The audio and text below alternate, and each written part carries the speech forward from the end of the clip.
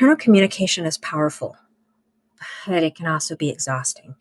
If you live with dissociative identities, you might have moments when the inner world feels too loud, too crowded, too confusing to track. You want connection, but you also want peace. In this video, we'll talk about how to build clearer, calmer communication inside your system without pushing, forcing, or getting overwhelmed. Why communication can feel chaotic. When internal communication first opens up, it can feel like a radio with every station playing at once.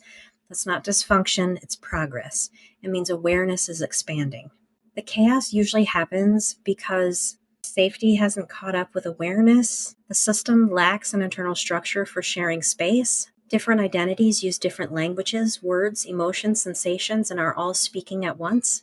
Our job is to create filters and rhythms, not silence anyone. Let's talk about step 1, establish an internal meeting space. Begin by visualizing or sensing a shared internal space, a room, a garden, a round table, even just a circle of light. Invite whoever wants to communicate to come near this space, but emphasize that participation is optional. Say inside, we can meet here where it's safe. No one has to talk all at once. This gives the mind a location for communication rather than letting it spill everywhere.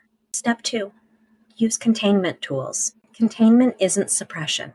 It's scheduling safety. Try things like journaling window, set a short time to write or draw what's coming up, then close the notebook and ground yourself. Visualization boxes. Imagine placing strong emotions or memories into a safe container until therapy.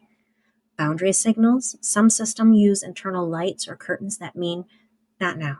These tools remind every identity that communication works best when everyone feels secure. Step 3, develop internal roles or guidelines. As communication grows, it helps to outline how information flows.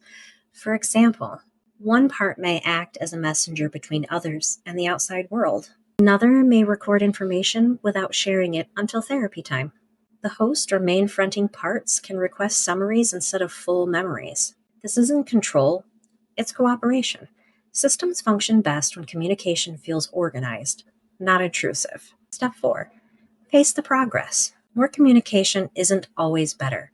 After any major internal exchange, schedule grounding time, movement, hydration, music, or quiet. Your nervous system needs recovery from insight the same way muscles need recovery after exercise. Remember, integration happens through rhythm, not rush. And that's integration into your life and combining as a system. 5, a therapist role. So this is your time to be open, flexible, stay attuned to pacing.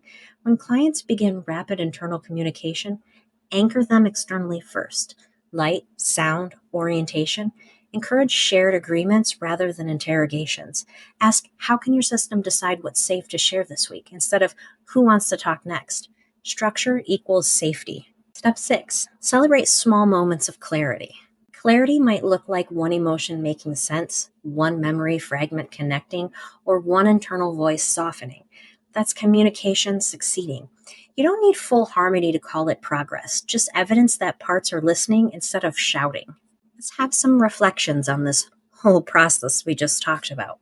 Building internal communication is like learning to live in community with yourself. At first it's noisy, then it's structured, and eventually it becomes dialogue rooted in respect. You don't have to control every voice. Just create enough safety for them to coexist. That's what healing sounds like. So if this video helped you understand how to communicate safely within a dissociative system, please like, subscribe, and share it. Spreading accurate, trauma-informed education helps reduce stigma with understanding. And if you recognize yourself in what I've described, connect with a licensed trauma-informed therapist who can guide you through this process. Even if they don't have dissociative experiences, see if they do parts work. Might be something that is helpful for you. And it doesn't have to be IFS either.